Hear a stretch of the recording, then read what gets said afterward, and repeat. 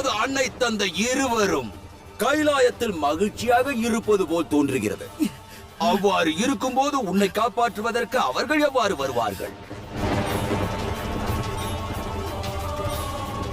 உண்மையில் சிவசக்தியிடம் பலம் இருந்தால், உண்மையில் துணிச்சல் இருந்தால், தனது மைந்தன் மீது சிறிதேனும் அன்பும் பாசமும் இருந்தால் இக்கணமே என்னுடன் யுத்தம் புரிய வந்திருப்பார்கள். ஆனால் உன்னை காப்பாற்றுவதற்கு அவர்கள் வருவதாக தெரியவில்லை.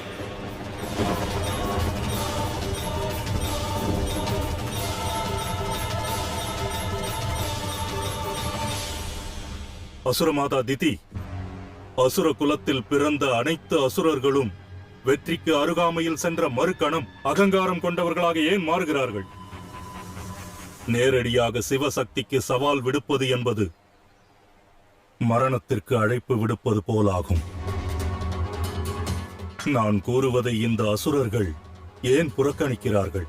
எனது வழிகாட்டுதலை இவர்கள் ஏன் அவமதிக்கிறார்கள்?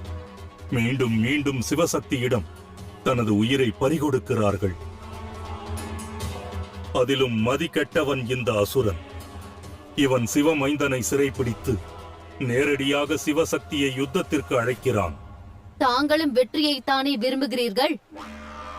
ஒருவரோடு ஒருவர் யுத்தம் புரியாமல் எவ்வாறு பூரண வெற்றி கிடைக்கும் குருதேவா? தாங்கள் மறவாதீர்கள் குருதேவா, ஜிம்பரா அசுரன் மீது எந்த ஒரு ஆயுதமும் செயல்படாது.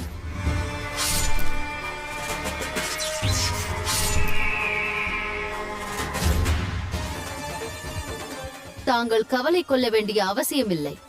இனி வரக்கூடிய ஆயுதமானது சிவசக்தியினுடையதாக இருப்பினும் ஜிம்பரா அசுரனை அது நிச்சயம் வதம் செய்யாது. என்ன மகாதேவா, உங்கள் மைந்தனை காப்பாற்றப் போவது யார்? தாங்களா அல்லது தங்கள் சக்தியா? தந்தையே, எனக்கு கட்டளையிடுங்கள். சகோதரரை காப்பாற்ற நான் செல்கிறேன். எனது கரங்களை கொண்டு அந்த ஜிம்பராசுரனை நான் வதம் செய்கிறேன். வாருங்கள் கணேசா, நானும் தங்களுடன் வருகிறேன். சரி, வாருங்கள் செல்லலாம்.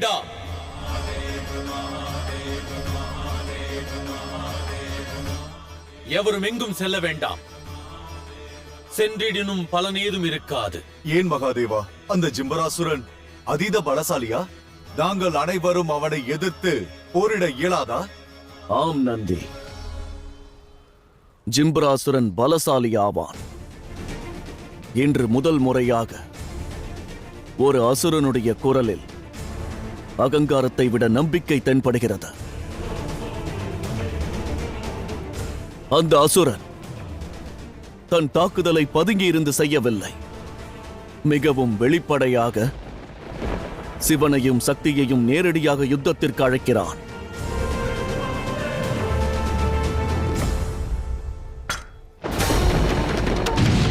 ஜிம்பராசுரா, நீ இழைத்த அவச்செயலுக்கான தண்டனையை சிவனானவன் நிச்சயம் வழங்குவான்.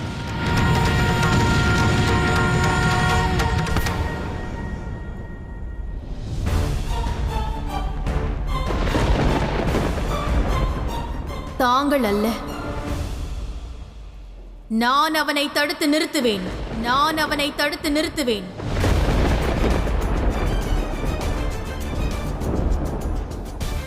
ஜிம்பராசுரன் சிவனுக்கு எதிராக செய்த குற்றத்தை விட அதீத குற்றத்தை சக்திக்கு எதிராக செய்து விட்டான். அவன் எந்த அளவிற்கு சிவனின் மனதை வருத்தினானோ அதைவிட அதீத வருத்தத்தை இந்த சக்தியின் மனதிற்கு தந்திருக்கிறான்.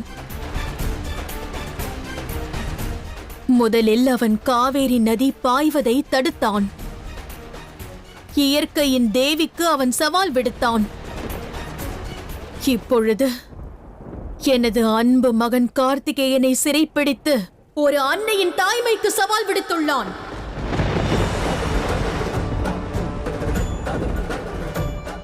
ஆகையால் இன்று இயற்கையின் தேவியும் ஒரு அன்னையும் ஒன்றாக செல்வோம். அந்த துஷ்டனின் குற்றங்களுக்கு தண்டனை வழங்க.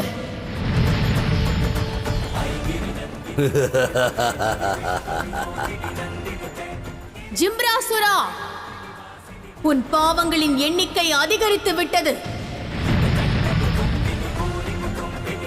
அதர்மத்திற்கும் அநியாயத்திற்கும் முடிவு கட்ட வந்து கொண்டிருக்கிறேன். உனது முடிவை எதிர்கொள்ள தயாராக இரு.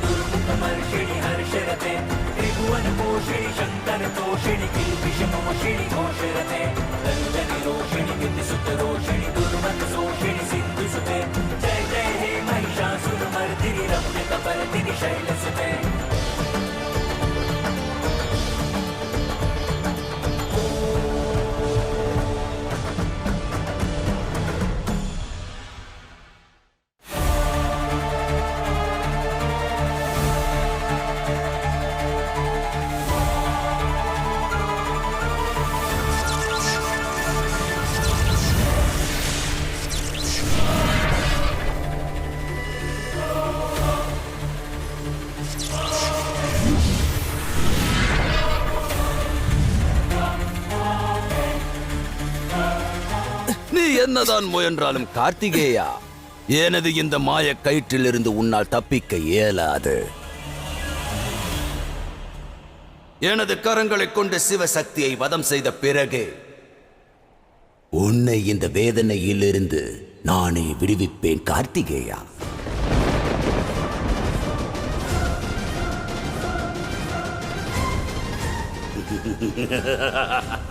கார்த்திகேயனை ஜிம்பராசுரனிடமிருந்து காப்பாற்ற நான் செல்கிறேன். நீ செல்ல வேண்டாம். அவர்களை ஏமாற்ற இயலும்.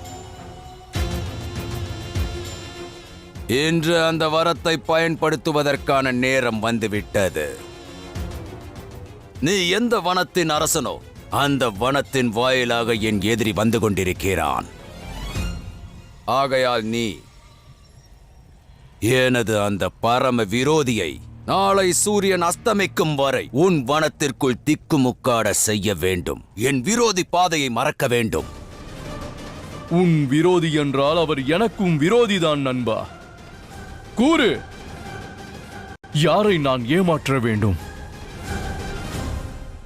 அவன் வேறு யாரும் அல்ல, மகாதேவன், சிவன்.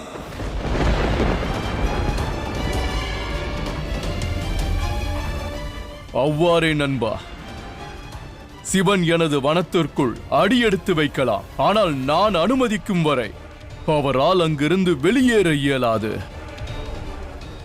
பீமாசுரா, சிவனை நீ எளிதாக எண்ணும் தவறை செய்யாதே. எங்கும் வியாபித்திருக்கும் மகாதேவரை எவ்வாறு ஏமாற்றப் போகிறாய் என்று நன்றாக யோசி.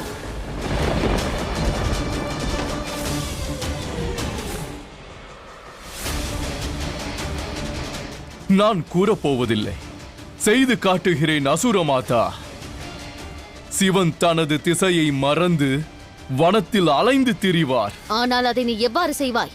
எப்பொழுது, எவ்வாறு என்று நான் பார்த்துக் கொள்கிறேன் அசுரமாதா. தாங்கள் அமைதியாக பீமாசுரனின் ஆட்டத்தை பாருங்கள். அற்புதம், அதி அற்புதம். உன்னிடம் நான் இதைதான் எதிர்பார்த்தேன் நண்பா. நீ சிவனை நாளை சூரியன் அஸ்தமிக்கும் வரை அவனை நீ உன் வனத்திலேயே திரிய வைத்திரு. பிறகு அனைவரும் இணைந்து சிவனை சவமாக்கியதற்கான, இந்த ஆதி சக்தியை பலவீனமாக்கியதற்கான உற்சவத்தை கொண்டாடுவோம். பிரம்மாண்டமான உற்சவம்.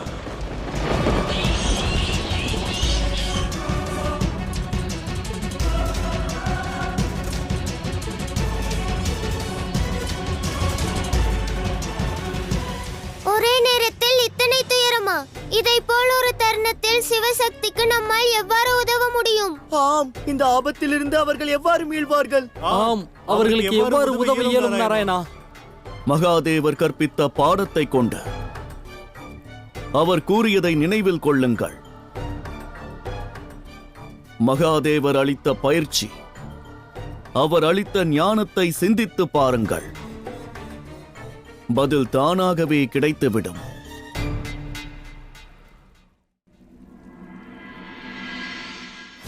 எப்பொழுது தங்களால் பிறருக்கு உதவி செய்திட இயலவில்லையோ அப்பொழுது தோல்வி என கருத வேண்டாம்.